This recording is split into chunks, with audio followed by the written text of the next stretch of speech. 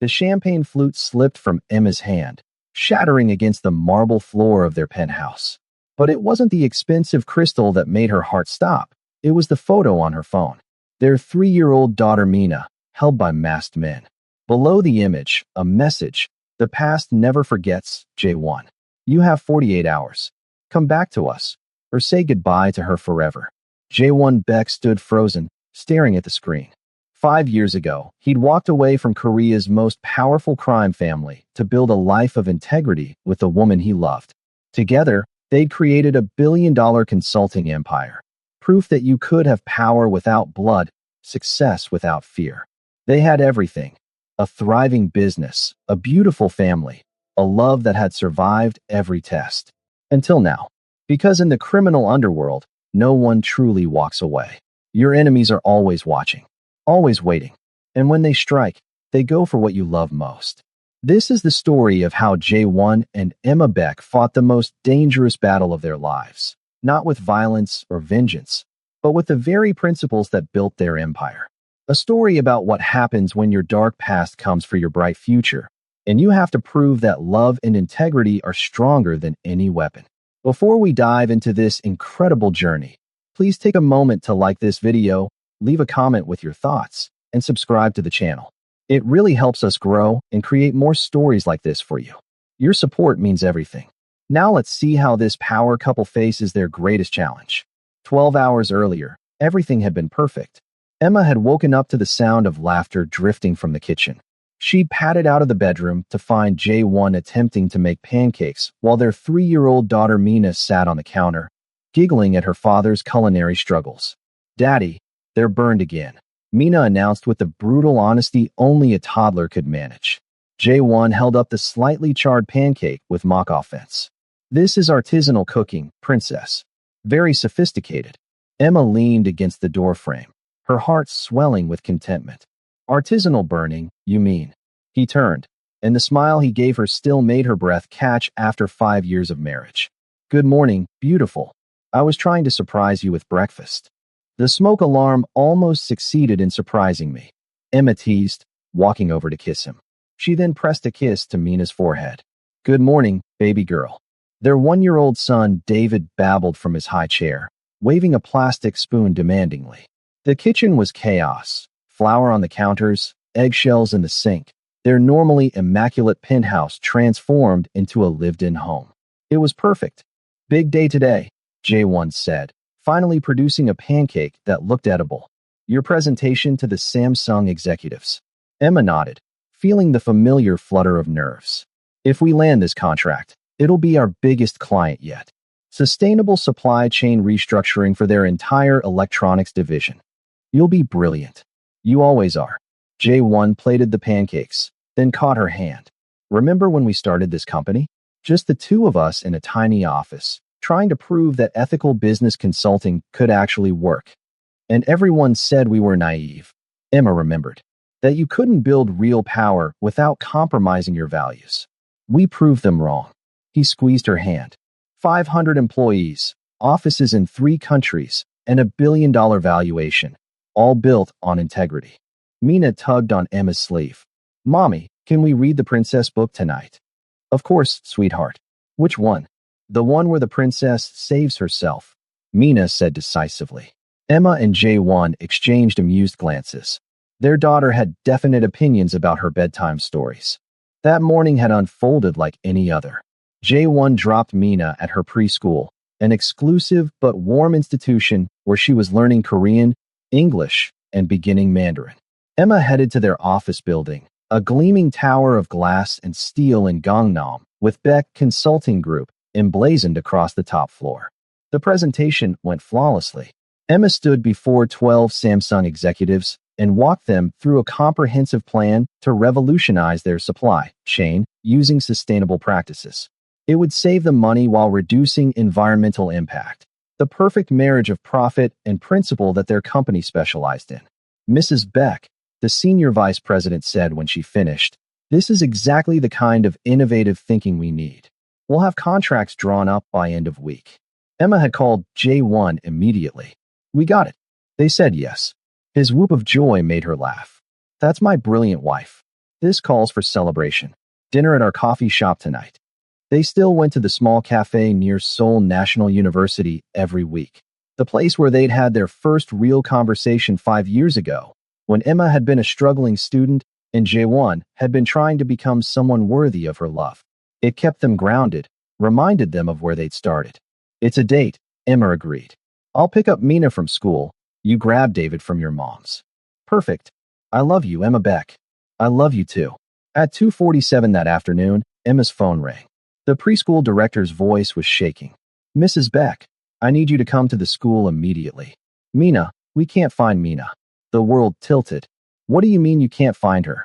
The children were on the playground for outdoor time. When we called them in, Mina didn't come.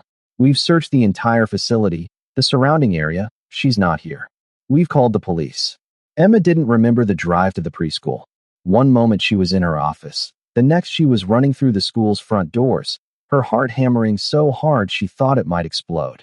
Jaewon's car screeched into the parking lot seconds after hers. The director met them with tear-streaked cheeks. I'm so sorry. We don't know how this happened. Our security is supposed to be. Show us the playground, Jaewon said, his voice deadly calm in that way that meant he was barely holding himself together. They searched.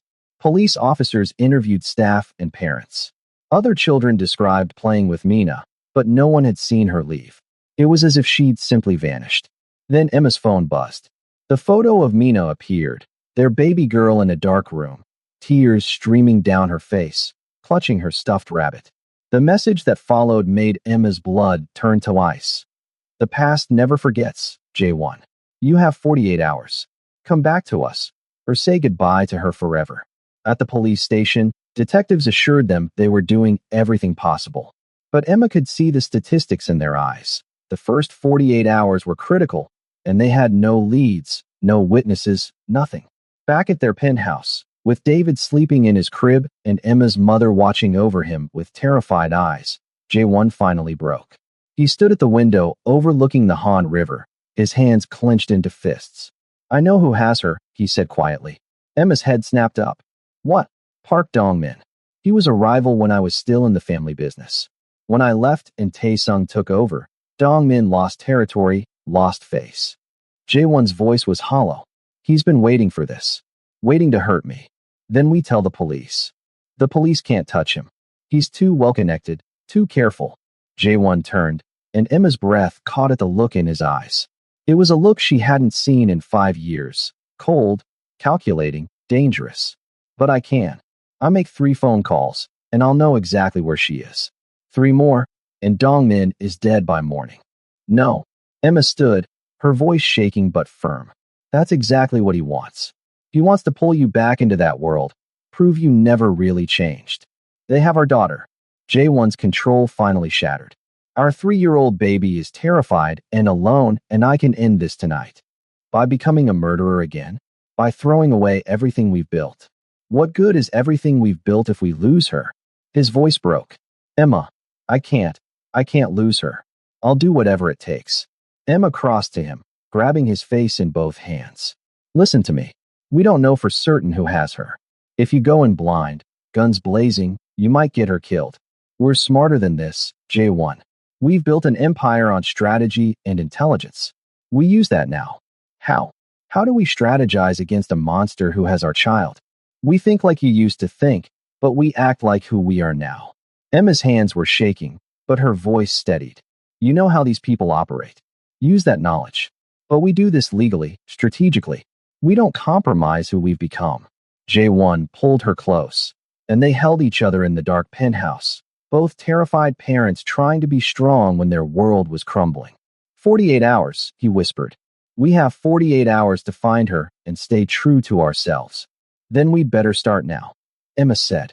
By midnight, their penthouse had transformed into a war room. Minho arrived first, Jaewon's former head of security who now served as vice president of security for Beck Consulting Group. He'd been with Jaewon through the darkest days and the transformation that followed. If anyone understood both worlds, it was him. Yuki came next, Emma's best friend and the company's director of technology. She carried 3 laptops and enough energy drinks to fuel an army. Behind her came James Park, their corporate lawyer, looking exhausted but determined. They gathered around the dining table, now covered with laptops, phones, and printouts of everything they knew so far. The photo was sent from a burner phone, Yuki said, her fingers flying across her keyboard. But I'm running analysis on the image itself. Background noise, lighting, any metadata they might have missed scrubbing. Minho spread out a map of Seoul. If it's Dongmin, and I agree that it probably is, he has 3 main locations. An office building in Gangbuk that's supposedly a legitimate import business, a warehouse in the port district, and a compound in the mountains outside the city. The police are already investigating, Emma said. They'll check those locations. They'll find nothing, Jae-won said flatly. Dongmin's been evading police for 20 years. He'll have her somewhere off the books, somewhere only people in the life would know about. James looked up from his tablet. I've been pulling property records. Companies connected to Park Dongmin, even through shell corporations. There are 14 properties registered. Send me that list, Yuki said. I'll cross-reference with utility usage, see if any show recent spikes that might indicate occupation. Emma's phone buzzed. Another message. This time a video. Her hands shook as she pressed play. Mina's face filled the screen, streaked with tears. Mommy? Daddy? I want to go home. Please come get me. I'm scared. The video cut off after 10 seconds, but it was enough to shred Emma's heart into pieces. She felt Jae-won's hand grip hers so tightly it hurt. A new message appeared. 36 hours left. Midnight tomorrow, Jae-won comes to the old Moonlight Pavilion. Alone. Rejoin the family. Help me reclaim what's mine, or she dies. No police. No tricks. Just you and your decision. The old Moonlight Pavilion, Minho said. That restaurant closed 3 years ago. The building's been abandoned. Jae-won's jaw clenched. He chose it deliberately. That's where I first met Emma. Where everything changed for me. He's making a point. What kind of point? Yuki asked. That the past always catches up. That I can't escape who I was. Jae-won stood abruptly, walking to the window. He wants me to choose between my old life and my family. Prove that love made me weak. Emma joined him at the window. In the reflection, she could see the conflict raging across his face. What are you thinking? I'm thinking I go to that meeting. I tell him whatever he wants to hear. Get Mina back. Then what? You're back in that world? You think he'll just let you leave again after you've rejoined? Emma turned him to face her. This isn't just about getting her back, Jae-won. It's about what kind of parents she comes back to. I don't care what kind of parent I am as long as she's alive. Yes, you do. You care deeply. That's why you left that life in the first place. Emma's voice softened. I know you're terrified. I am too. But we can't let fear make us into people our children won't recognize. Behind them, Yuki gasped. I found something. The video, there's background noise. Very faint, but I can enhance it. She worked for several minutes while they all held their breath. Industrial sounds. Specifically, the pattern matches loading docks. Container ships being loaded and unloaded. The port district, Minho said immediately. That narrows it down to maybe a dozen buildings in Dongmin's territory. Can we triangulate more specifically? James asked. Give me an hour, Yuki said, already deep in her analysis. Emma looked at the clock. It's 1 a.m. We have 35 hours. We need rest if we're going to think clearly. I can't sleep, Jae once said. Not while she's out there. Then lie down with me. Just for a few hours. We'll think better with some rest. Emma touched his face gently. We're going to find her. But we need to be sharp. In their bedroom. They lay in the dark, neither actually sleeping. Jae-won's arm was around Emma, holding her as if she might disappear too. Tell me about the first time you held her, Emma whispered. When she was born. Jae-won's voice was rough with emotion. The doctor handed her to me, and she was so tiny. I'd held guns, handled weapons, hurt people with these hands. And suddenly I was holding this perfect little person, and all I could think was that I had to be better. For her. You are better. You've been better every single day since you decided to change. What if it's not enough? What if being better doesn't protect her? Being better isn't about protection. It's about being worthy of her love when we get her back. Emma turned to face him in the darkness. And we will get her back. At 6 a.m, Yuki knocked on their door. I've got it. The video analysis matches acoustic patterns from 3 specific dock buildings. 2 are active shipping facilities. The third, she pulled up a photo on her tablet, is an old processing plant. Been abandoned for 5 years, supposedly condemned, but the property is owned by a shell company that traces back to one of Dong Min's known associates. Emma and Jae-won were up immediately, calling Minho and the others back to the penthouse. This is it, Minho said, studying the building schematics he'd pulled up. Has to be. Remote enough that no one hears anything. Close enough to the port for the acoustic match and owned by Dong Min's network. We call the police, Emma said. Give them this information. Jae-won was already reaching for his phone when James held up a hand. Wait. Think this through. If we send police in and Dong Min gets spooked, what happens to Mina? The question hung in the air like a guillotine. We need confirmation before we move, Minho said. Let me do reconnaissance. I can get eyes on the building, see if there's activity. That's too dangerous, Emma protested. It's what I'm trained for. I can be in and out in an hour, get visual confirmation, then we bring in the authorities with solid intelligence. Emma looked at Jae-won, who was staring at the building schematics with an expression she couldn't quite read. What are you thinking? I'm thinking we might not need reconnaissance. He pulled out his phone and made a call. Tae-sung, it's Jae-won. I need to meet you. Now.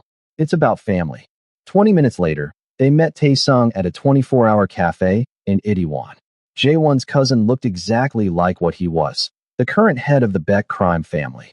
Expensive suit, dangerous eyes, the kind of presence that made other patrons instinctively move to different tables. Tae-sung and Jae-won hadn't spoken in 2 years, not since a tense family dinner where Jae-won had made clear he wanted nothing to do with the business. But when Tae-sung saw Emma's face, something in his expression shifted. What happened? Park Dong-min kidnapped my daughter, Jae-won said flatly. Tae-sung's face went cold. When? Yesterday afternoon. He wants me to rejoin the family, help him take back territory from you.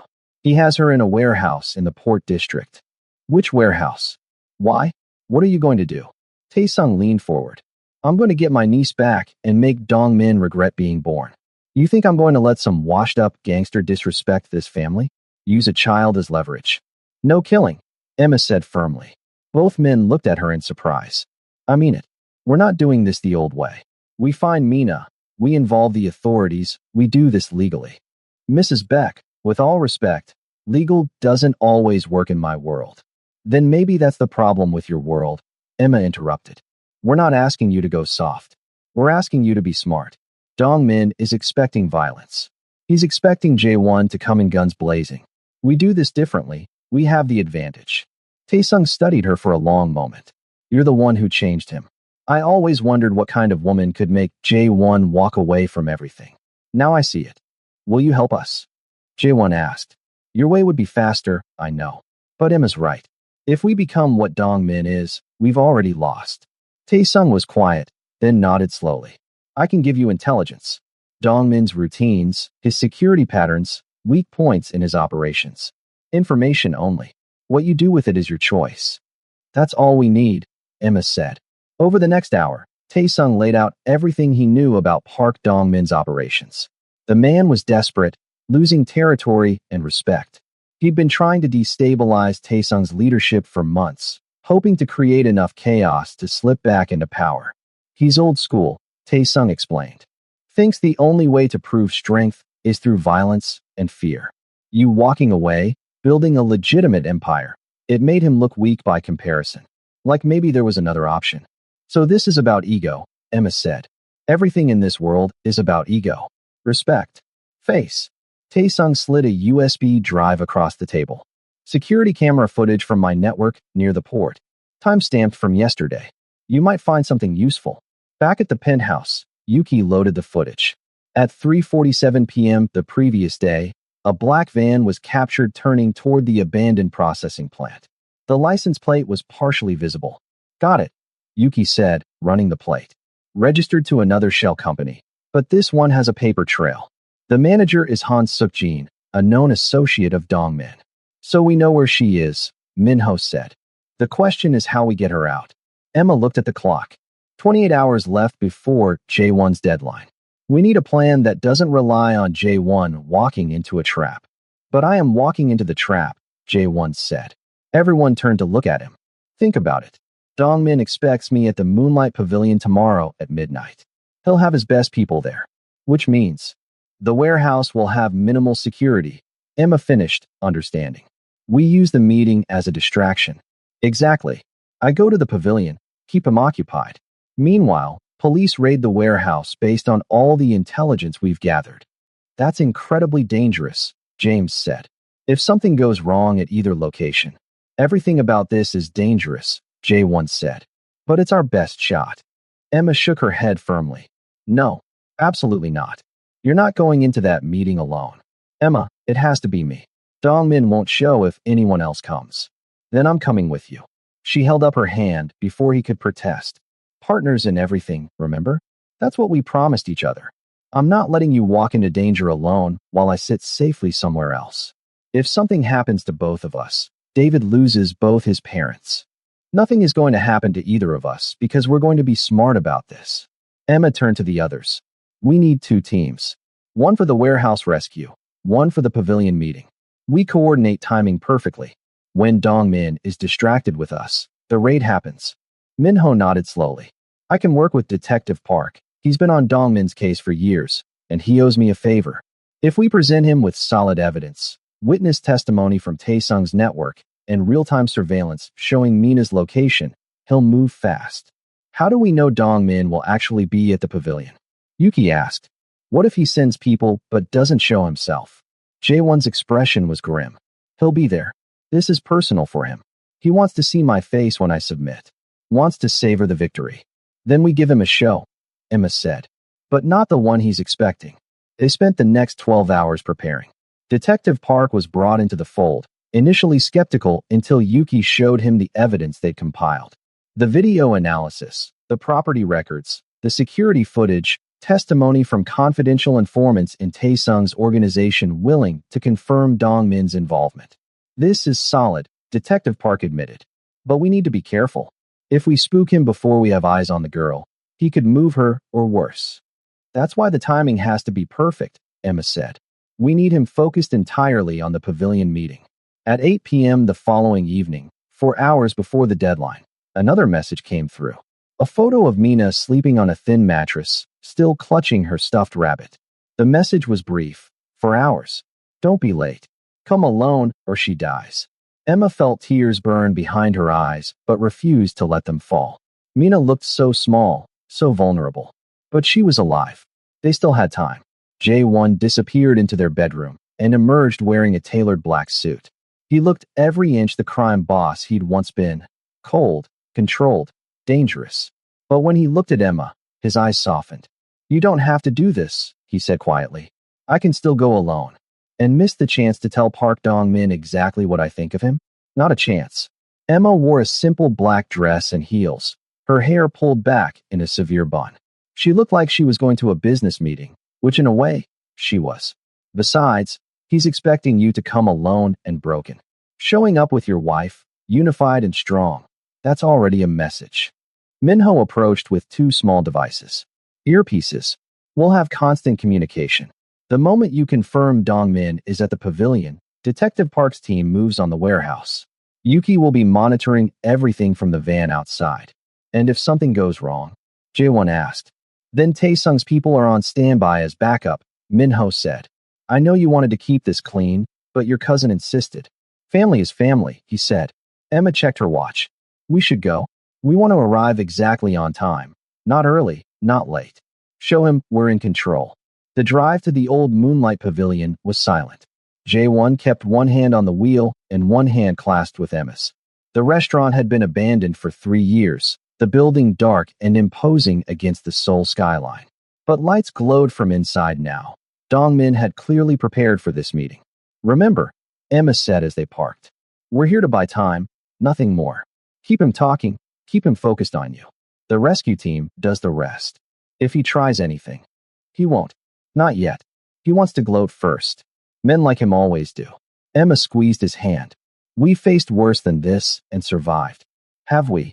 We faced the possibility of never being together at all. We survived your father's disapproval, my visa crisis, building a company from nothing. We can survive this too. They walked to the entrance hand in hand. 2 guards stood outside, both armed. They recognized Jae-won immediately, surprise flickering across their faces when they saw Emma. He said you'd come alone, one guard said. I go where my husband goes, Emma said simply. Are you going to shoot me? I don't think your boss wants that kind of attention. The guards exchanged glances, then opened the door.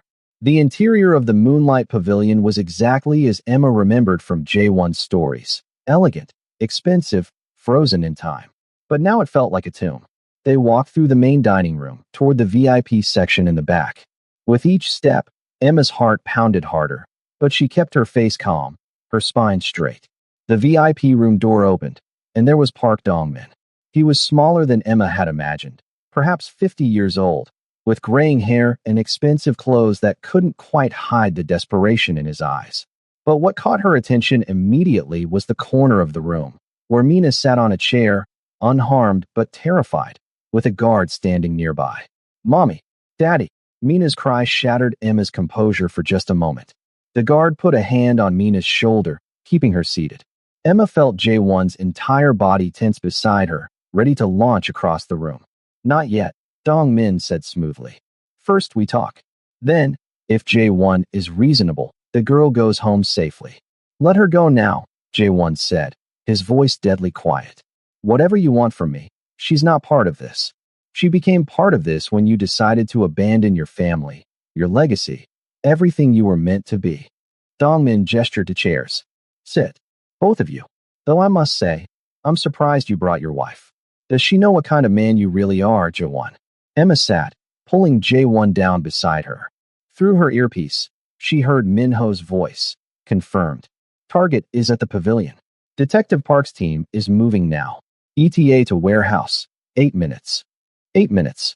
They just needed to keep Dong-min talking for 8 minutes. I know exactly what kind of man he is, Emma said clearly. He's a man who had the courage to change, to choose a different path. That's more than you'll ever be. Dong-min's eyes narrowed. Brave words from someone who's never lived in the real world. You think your little business empire, your clean money, your pretty life, you think that's real power? It's real enough that you felt threatened by it, Emma countered. Real enough that you had to kidnap a child to prove you still matter. That sounds like weakness to me, not power. Emma, J1 said quietly, a warning. But Emma was done being afraid. You want J1 back in your world because watching him succeed without you proves that your way isn't the only way. That violence and fear aren't the same as strength. It terrifies you. Dong-min stood abruptly. You have no idea what you're talking about. I've built an empire. An empire that's crumbling, Emma said. We did our research. You've lost 70% of your territory in the last 2 years. Your allies are abandoning you. You're desperate, and desperation makes people stupid. 5 minutes. Minho's voice said in her ear. Keep him engaged. Dong-min's face had gone red with fury. J1, control your wife, or what?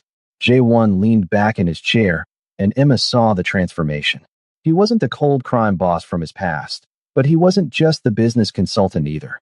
He was something new, someone who understood both worlds but belonged to neither. She's right. I can see it now. You're not trying to reclaim power. You're trying to prove that I made the wrong choice by leaving. Because if I can be happy, successful, fulfilled without the life, then what does that say about everyone who stayed? It says you're a coward who abandoned his people. It says I found something worth more than fear and blood money. J1 reached over and took Emma's hand. I found purpose, partnership, love. Real power isn't making people afraid of you. It's building something that lasts, something that helps people instead of destroying them. 3 minutes, Minho said. They're in position. Dong-min paced, agitated. Beautiful philosophy. But philosophy doesn't rule the streets. Power does. And I'm offering you a choice. Come back. Help me rebuild, and your daughter goes home. Refuse, and he let the threat hang. And what? Emma asked. You kill a 3-year-old child? That's your grand plan? Even in your world, there are lines. You kill her, and you'll have every crime family in Seoul hunting you. Taesung alone would tear your organization apart. Children are off limits. Everyone knows that. Dong-min's hand moved toward his jacket, and Emma's heart stopped. But he just pulled out a phone. Maybe I don't kill her. Maybe I just make sure she disappears. Sell her to someone far away where you'll never find her. There are people who pay well for pretty little girls. The threat hung in the air like poison. Emma felt rage unlike anything she'd ever experienced flood through her veins. Beside her, Jae-won had gone absolutely still in that terrifying way that meant violence was a heartbeat away. 1 minute, Min-ho said urgently. Detective Park has visual confirmation. Mina is in the warehouse. They're breaching now. Emma needed to keep Dong-min here. Keep him distracted for just 60 more seconds. She stood, drawing his attention. You're not going to do that. You're not going to do anything. Because you've already lost. Lost. I have your daughter. No, Emma said. You don't. Dong-min's phone rang. He looked at it, frowned, answered. His face went pale. What? When? How many? He looked up at Jae-won and Emma, understanding dawning. You? The warehouse is empty, Emma said. Well, not empty. I imagine Detective Park and his team are finding all sorts of interesting evidence. But Mina? She's safe. She was rescued about 90 seconds ago. It wasn't entirely true yet. Min-ho was saying they have her. She's safe. They have her. But Emma needed Dong-min to believe it. Jae-won stood, and his voice was colder than Emma had ever heard it. You made a mistake. You thought I'd come here broken, desperate, ready to submit. But you forgot something important. I'm not the man I was 5 years ago. I don't solve problems with violence anymore. I solve them with intelligence, strategy, and resources you can't even imagine. Dong-min lunged for Mina, but the guard beside her suddenly stepped back, hands raised. Emma realized with a shock that the guard was one of Taesung's people, planted there all along. You think you've won? Dong-min snarled, pulling a gun from his jacket. He aimed it at Jae-won, his hand shaking with rage. I'll kill you right here. If I can't have power, neither can you. Go ahead, Jae-won said calmly. Pull that trigger. There are 15 police officers surrounding this building right now. Detective Park has enough evidence to put you away for 20 years even without adding murder to the list. Every phone call you've made, every text message, every financial transaction, we documented all of it. Emma's heart was racing, but she kept her voice steady. We've been building a case against you for the last 36 hours. While you were planning your grand moment of triumph, we were systematically dismantling your entire operation. Your associates are being arrested as we speak. Your accounts are frozen. Your properties are being seized. It's over. The door burst open and Detective Park entered with 4 officers, weapons drawn. Park Dong-min, you're under arrest for kidnapping, extortion, and about 15 other charges I'm going to enjoy reading to you. Dong-min's gun wavered. For a moment, Emma thought he might actually shoot, might take Jae-won down with him out of pure spite. But then his shoulders sagged, and the weapon clattered to the floor. This isn't over, he said as officers cuffed him. You think you've escaped? You think you can just walk away from what you are? The blood on your hands doesn't wash off, Jae-won. You'll always be one of us. Jae-won walked over to Mina, who was crying and reaching for him. He scooped her up, holding her tight against his chest. You're wrong. I was one of you. Past tense. But that's not who I am anymore. Emma showed me I could choose differently. And that choice, every single day, is what defines me now. Emma joined them, wrapping her arms around both Jae-won and Mina. Their daughter was sobbing, clutching her father's neck. I want to go home. I want David. I want to go home. We're going home, baby. Emma said, tears finally streaming down her face. We're all going home. Detective Park approached them. We'll need statements, but that can wait until tomorrow. Take your daughter home. The medics outside should check her over first, but she appears physically unharmed. Outside the Moonlight Pavilion, the street was filled with police vehicles, their lights painting the night in red and blue. Min-ho was waiting by their car, and when he saw Mina safe in Jae-won's arms, his stern expression cracked into relief. The warehouse team reports complete success, he said. They found extensive evidence of Dong-min's operations. This will take down most of his network. Yuki ran up and hugged Emma fiercely. You were incredible in there. I was listening to everything. When you told him he'd already lost, God, that was perfect. A black car pulled up, and Taesung stepped out. He approached slowly, his eyes on Mina. Is she all right? Thanks to you, Jae-won said. Your intelligence, your people inside. We couldn't have done this without you. Taesung reached out and gently touched Mina's hair. She'd stopped crying now, exhausted and clinging to her father. She looks like you did at that age. Stubborn chin. He looked at Jae-won. I know we don't agree on much. I know you hate what I do, what the family is. But this, what you did tonight, Maybe you're not as far from us as you think. No, Emma said firmly. What we did tonight proves exactly how different we are. We didn't solve this with violence or fear. We used intelligence, legal channels, and strategy. We won because we stayed true to our principles, not because we abandoned them. Taesung studied her for a long moment, then nodded. Maybe you're right. Maybe there is another way. He turned to leave, then paused. The offer stands, by the way. If any of my people want to leave the life, want to go legitimate, I won't stop them. And I know where to send them for help. After he drove away, Emma and Jae-won got into their car with Mina. The drive home was quiet except for Mina's occasional sniffles. She'd fallen asleep halfway there, exhausted from her ordeal, her small hand clutching Emma's fingers. At the penthouse, Emma's mother met them at the door with David in her arms. The baby reached for Emma with a happy babble, oblivious to the trauma of the past 2 days. She's really okay? Emma's mother asked, tears in her eyes. She will be, Jae-won said. We'll make sure of it. They put both children to bed. Mina in her own room with a night light and the door open, David in his crib. Emma's mother said goodnight and headed to the guest room, giving them privacy. In their bedroom, Emma and Jae-won collapsed onto the bed, the adrenaline finally draining away and leaving them hollow and shaking. I almost became that person again, Jae-won said into the darkness. When he threatened to sell her, to make her disappear, I wanted to kill him. Not arrest him, not bring him to justice. Kill him with my bare hands. But you didn't, Emma said. You felt the impulse, but you didn't act on it. That's what matters. What if next time I can't control it? What if there's a situation where being better, doing the right thing, isn't enough? Emma rolled over to face him. Then we deal with that when it comes. But tonight, we proved something important. We proved that we can protect our family without compromising who we are. That our way works. Your way, Jae-won corrected gently. You're the one who kept me grounded, who reminded me that becoming a monster to fight monsters means everyone loses. Our way, Emma insisted. We're partners. Your knowledge of how Dongmin thought, how that world operates, that was crucial.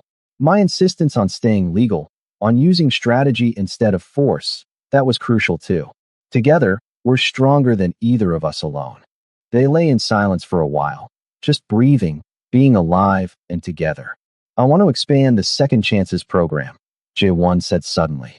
The initiative we started last year, helping former criminals transition to legitimate work. I want to make it our company's primary focus. Emma propped herself up on one elbow. Tell me more. Dongmin said I'd always be one of them, that the blood doesn't wash off. But he's wrong. People can change if they're given real opportunity, real support. I want to prove that on a larger scale. Create pathways out of that life for anyone who wants them. That would require significant resources, Emma said, but she was smiling. We'd need to hire specialists, create training programs, establish partnerships with businesses willing to give people second chances. The Samsung contract you just landed will give us the capital. And I think there are other companies who'd be interested in corporate social responsibility programs like this. It could become a whole division of our business, helping people while being profitable. The perfect marriage of principle and pragmatism. Emma kissed him softly. I love it. I love you. Even when you're planning to completely restructure our company at 2 in the morning after the most traumatic day of our lives. Especially then, Jae-won said. Because that's who we are. We take the darkness and find a way to create light from it. The next morning, Mina woke up screaming from a nightmare.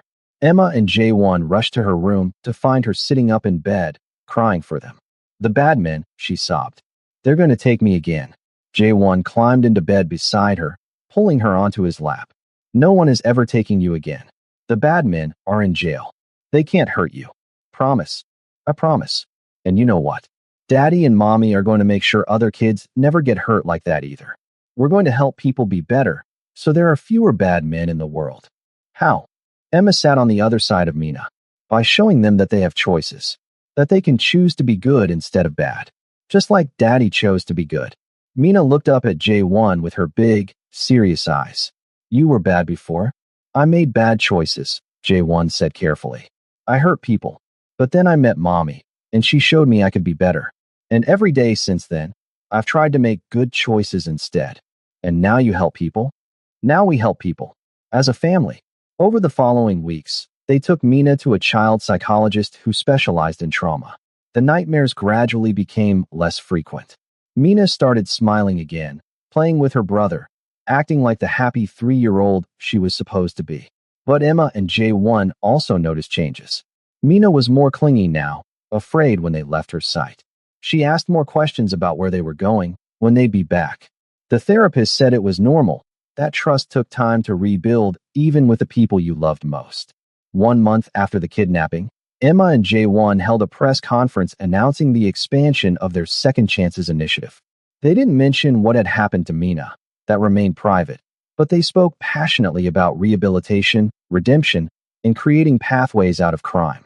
We believe that people are defined not by their worst moments, but by their choice to become better, Emma said to the assembled reporters. Our company is committing $50 million over the next 5 years to create comprehensive programs helping former criminals transition to legitimate careers. The response was overwhelming. Other companies reached out wanting to partner. Former gang members contacted them seeking help. Universities asked them to speak about criminal justice reform and corporate social responsibility. 3 months after the kidnapping, J1 came home with an unexpected proposal. Emma was in the kitchen attempting to teach Mina how to make kimchi, a messy, chaotic endeavor that had both of them covered in red pepper flakes. I think we need a vacation, J1 announced. A real one.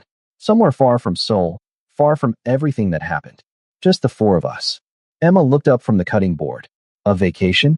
J1, we're in the middle of launching the Second Chances program. We have the Samsung implementation starting next month. Minho and Yuki can handle things for 2 weeks. We've built a strong team. It's time we trusted them to run things without us hovering. He crouched down to Mina's level. What do you think, princess? Want to go to the beach? Build sandcastles? See the ocean? Mina's face lit up. Really? Can we bring David? Of course. It'll be a family adventure. Emma saw the plea in J1's eyes. He was right. They needed this. They'd been so focused on work, on proving that good could triumph over evil, that they'd forgotten to simply be a family. Where were you thinking? She asked. Santorini, Greece. White buildings, blue water, nothing but sunshine and time together. 2 weeks later, they stood on a terrace overlooking the Aegean Sea. The whitewashed buildings of Santorini cascaded down the cliffs like a painting. Mina squealed with delight at the sight of the bright blue-domed churches, while David babbled happily in Emma's arms. It's beautiful, Emma breathed. I can't believe we're actually here. That first evening, after the children were asleep in the villa they'd rented, Emma and J1 sat on the terrace with glasses of wine, watching the sunset paint the sky in shades of orange and pink. Do you remember our first date? J1 asked. At that coffee shop near the university? You were so nervous. Your hands were shaking when you picked up your cup.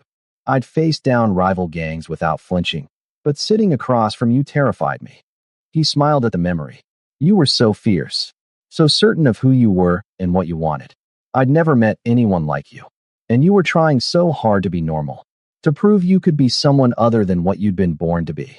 Emma leaned against his shoulder. Look at us now, running a billion-dollar company, raising 2 beautiful children, actually making a difference in the world. We almost lost it all, J1 said quietly. When Dongmin took Mina, I realized how fragile everything is, how quickly it could all disappear. But it didn't. We fought for it, and we won. And we did it the right way. Over the next 2 weeks, they simply existed as a family. Mornings were spent at the beach, where Mina learned to build elaborate sandcastles while David dug holes and ate sand despite their best efforts to stop him. Afternoons were quiet time, naps and books, and the simple pleasure of being together without schedules or demands. One evening, they took a sunset cruise around the island. The boat was small, intimate, with just their family and the captain. As the sun dipped toward the horizon, painting everything in gold, Mina tugged on Emma's sleeve. Mommy, are the bad men really gone forever? Emma's heart clenched. The therapist had said Mina would process the trauma in waves, that questions would come unexpectedly. Yes, baby. They're in jail. They can't hurt you or anyone else. But Daddy said there are always bad people. That's why you help them be good. That's true. There will always be people who make bad choices. But there will also always be people like Daddy and me who work to make things better. And when you grow up, you can help too. Mina considered this seriously. I want to help, but I don't want to be scared. Jae-won knelt down beside her. Being brave doesn't mean not being scared. It means being scared but doing the right thing anyway. You were so brave when those men took you. You remembered everything we taught you about staying calm and trusting that we'd find you. I knew you'd come, Mina said simply. You always come when I need you. Emma felt tears prick her eyes. Such simple faith, such absolute trust. It was humbling and terrifying in equal measure. On their last night in Santorini, after both children were asleep, Emma and Jae-won walked along the beach under a sky full of stars. The sand was cool beneath their bare feet, the sound of waves a gentle rhythm. I've been thinking about something, Emma said. When we get back to Seoul, I want to testify. Jae-won stopped walking. Testify? About what? Dongmin's trial is coming up. The prosecution asked if we'd be willing to give victim impact statements. I want to do it. I want to look him in the face and tell him exactly what he put our family through. What he put Mina through. Emma, you don't have to do that. We have enough evidence to convict him without. I know I don't have to. I want to. She turned to face him in the moonlight. He tried to break us. Tried to prove that your past would always define you, that we couldn't really escape. I want him to see that he failed, that we're stronger now than we were before. Jae-won searched her face. Are you sure? It won't be easy, reliving all of that. Nothing worth doing is easy. You taught me that. She smiled. Well, actually, I taught you that. But the point stands. He laughed, pulling her close. What would I do without you? Probably burn a lot more food and make significantly worse business decisions. They stood there for a long time, holding each other as the waves whispered against the shore. Two people who'd found their way to each other across impossible distances and built something real, something lasting. Back in Seoul, they threw themselves into the Second Chances program with renewed energy. The first cohort of participants, 15 former gang members, drug dealers, and petty criminals, started their training program. Emma and Jae-won had designed a comprehensive 6-month curriculum covering everything from basic job skills to financial literacy to conflict resolution. This is Jae-won Beck, Emma said to the group on the first day. He's going to share his story with you. Jae-won stood before them. These men and women who reminded him so much of who he'd been. Lost, angry, convinced that crime was their only option. I was born into the criminal world, he began. My father was a crime boss, my cousins and uncles all part of the organization. From the time I could walk, I was being groomed to take over. I thought that was my destiny, that I had no choice. He talked about the violence he'd witnessed and participated in, the fear he'd inspired, the hollow emptiness of power built on intimidation. He didn't sugarcoat or excuse any of it. Then I met someone who saw me differently, who looked past the reputation and the fear and saw potential I didn't know existed. She challenged me to ask myself who I wanted to be, not who I was expected to be. Emma listened from the back of the room, remembering that scared woman in the restaurant uniform who'd refused to be intimidated by a crime boss. How far they'd both come. Walking away was the hardest thing I've ever done, Jae-won continued. I lost family members who couldn't understand my choice. I faced threats and judgment and 1,000 moments of doubt. But I also gained something I never had before, freedom. The freedom to build a life based on my own values, to be proud of what I do, to look my children in the eye without shame. One of the participants, a young man covered in gang tattoos, raised his hand. But you had money, connections, education. Most of us don't have that. How are we supposed to start over with nothing? You don't have nothing, Emma interjected, moving to stand beside Jae-won. You have the desire to change. That's the most important thing. Everything else, the skills, the opportunities, the support, we can provide. But the decision to be different has to come from you.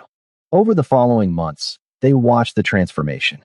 Some participants struggled, old habits and associations pulling them back.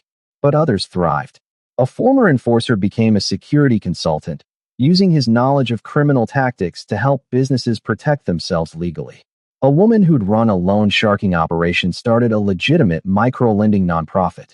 A drug dealer went back to school and became a substance abuse counselor. Each success felt like vindication. Proof that change was possible, that people weren't defined by their worst moments. Dongmin's trial took place 6 months after the kidnapping. The courthouse was packed with media, curious onlookers, and family members of his other victims. Emma sat in the front row with J1, her hands clasped tightly in her lap. When it was time for victim impact statements, Emma approached the stand. Dong-min sat at the defendant's table, looking smaller than she remembered, diminished by months in jail and the weight of evidence against him. "You took my daughter," Emma said, her voice steady and clear. "You terrorized a 3-year-old child because you couldn't accept that someone had chosen a different path than you. You thought that by hurting my family, you could prove that my husband's redemption was false, that people like him could never really change." She paused, making sure Dong-min was looking at her. "But you were wrong. If anything, what you did proved the opposite. We could have responded with violence. My husband knew people who would have killed you without hesitation. But we chose differently. We used the law, strategy, and intelligence to bring you to justice. And in doing so, we proved that there is another way." Dong-min's expression was unreadable, but Emma saw something flicker in his eyes. Anger, maybe. Or possibly, just possibly, the first stirrings of understanding. "My daughter still has nightmares because of you," Emma continued. "She's afraid of the dark, afraid of strangers, afraid that the bad men will come back.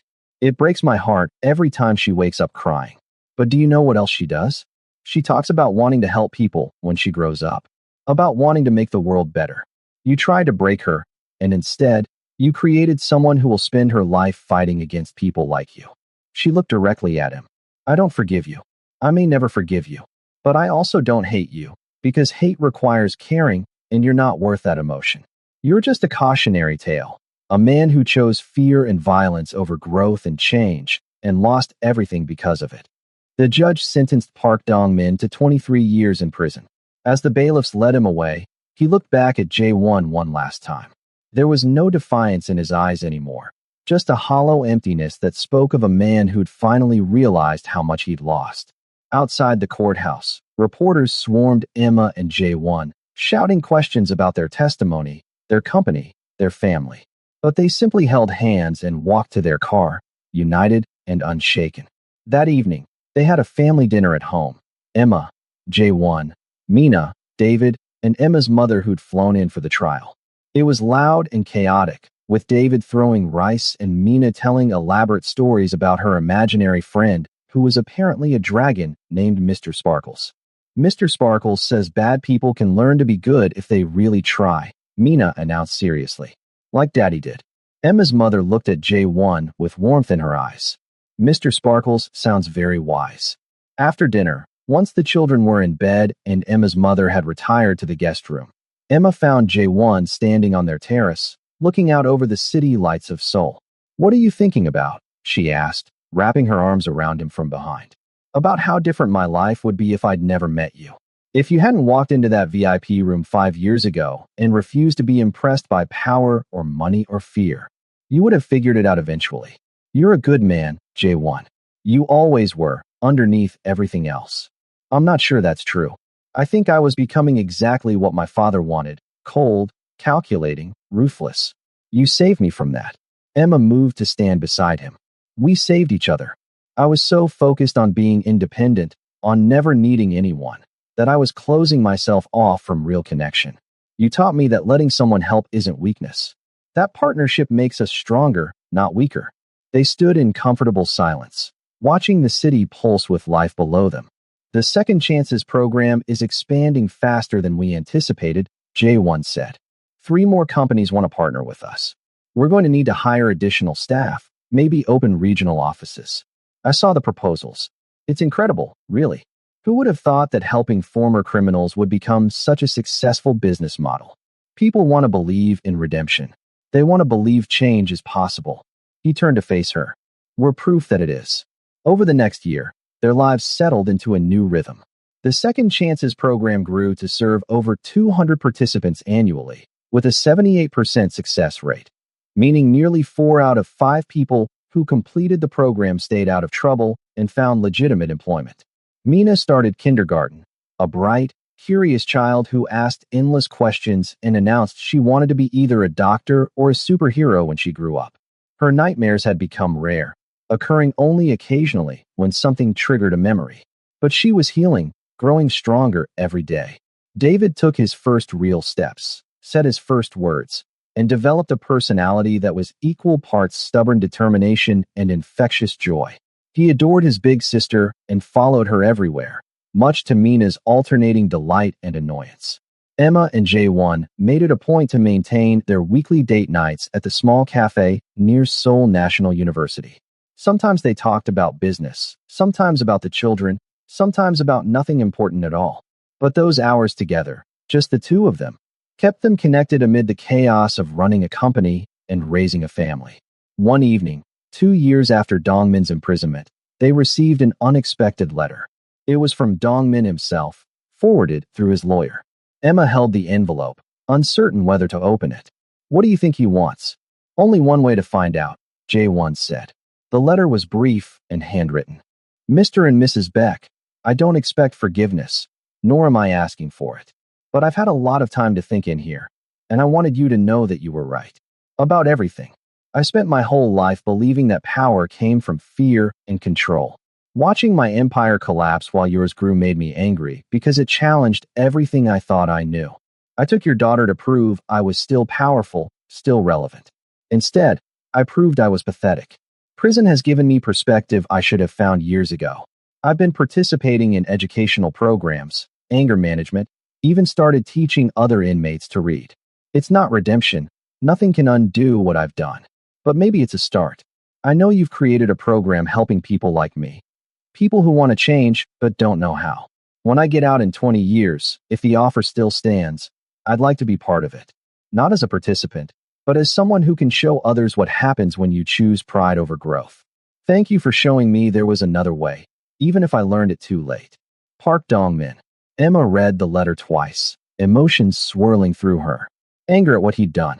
Skepticism about whether his change was real. But also, reluctantly, hope. "What do you think?" she asked J1. He was quiet for a long moment. "I think people can change at any age, in any circumstance, if they truly want to. I also think it's not our job to decide if his change is genuine. Time will tell. Should we respond? Maybe. Tell him we're glad he's finding a better path. That the offer will be there if he proves himself over the years. But no promises beyond that." Emma nodded. It felt right. Acknowledging his effort without absolving his actions. Leaving the door open without guaranteeing anything. 3 years after the kidnapping, Beck Consulting Group was featured on the cover of Forbes Asia. The headline read, "Building an Empire on Second Chances. How Emma and J1 Beck Revolutionized Corporate Social Responsibility." The article detailed their journey, J1's past, their meeting, the company they'd built, the kidnapping and how they'd handled it, and the Second Chances program that had become their legacy. They'd been reluctant to share Mina's story, but ultimately decided that transparency about their struggles made their message more powerful. Mina, now 6 years old, saw the magazine and asked to read the article. Emma helped her through the parts she could understand, simplifying the complex business language. "Mommy, it says here that Daddy used to be a bad guy," Mina said, pointing at a paragraph. "He used to make bad choices," Emma corrected gently. "There's a difference. People aren't good or bad, they're complex. They make choices that help people or hurt people. Daddy chose to start making better choices. Because of you? Because of himself. I just helped him see that he had the choice." Mina thought about this seriously. "When I grow up, I want to help people make good choices too." Emma hugged her daughter close, breathing in the scent of her strawberry shampoo. "I think you'll be amazing at it." That summer, they took another family vacation, this time to Jeju Island, keeping things closer to home. They rented a beach house and spent lazy days building sandcastles, flying kites, and teaching David to swim. Mina had become obsessed with marine biology and spent hours examining tide pools, cataloging every creature she found.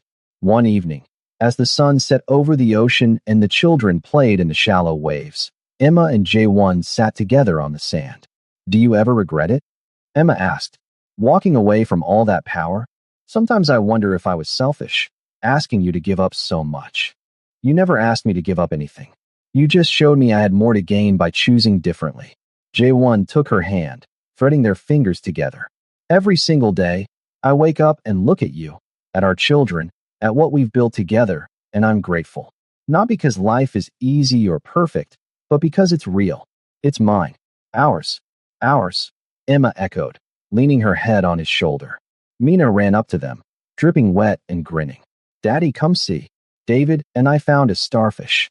J1 let her pull him up, and Emma watched them race to the water's edge where David was squatting by a tide pool, poking at something with intense concentration. Her family. Her beautiful, complicated, perfectly imperfect family.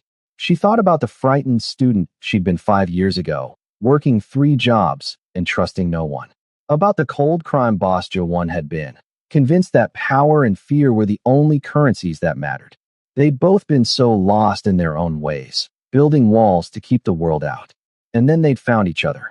Not in some fairy tale moment of instant transformation, but through struggle and choice and the daily decision to be better than they'd been the day before. They'd faced darkness together, both the darkness of J1's past and the darkness that came for their daughter, and emerged stronger, more committed to building light. The Second Chances program had helped hundreds of people find new paths. Their company had proven that profit and principle weren't mutually exclusive. But more than any of that, they'd created a family built on love, respect, and the understanding that people could always choose to be better. As the sun dipped below the horizon and the sky exploded in shades of orange and pink, Emma joined her family at the water's edge. J1 wrapped an arm around her waist. Mina held up the starfish for her inspection. David splashed in the shallow water, laughing at nothing and everything. This was power, Emma thought. Not the kind that came from fear or money or control. The kind that came from love, from choosing each other every day, from building something that would last long after they were gone. The kind of power that could never be taken away. J1 and Emma Beck's story teaches us that our past doesn't have to define our future. It shows us that true strength isn't about dominance or control, but about having the courage to change when change is hard. They prove that you can build real power through integrity, that success doesn't require compromising your values, and that the strongest partnerships are built on equality and mutual respect. Their journey reminds us that redemption is always possible for those brave enough to choose it, that love empowers us to become better versions of ourselves, and that the greatest legacy we can leave is showing others that change is possible. When darkness comes, and it will come, we don't have to become monsters to fight it. We can stay true to who we are and still emerge victorious. Most importantly, Emma and J1 showed us that family, integrity, and purpose are worth more than any empire built on fear. That helping others find their own path to redemption creates ripples that extend far beyond what we can see. And that every single day, we have the power to choose who we want to be. Thank you so much for watching this story. If it touched your heart or made you think differently about redemption and second chances, please give this video a like, share your thoughts in the comments below, and subscribe to our channel for more inspiring stories. Your support helps us continue creating content that reminds us all of the better angels of our nature. Until next time, remember, you are not defined by your worst moments, but by your choice to become better. Keep choosing love, integrity, and courage.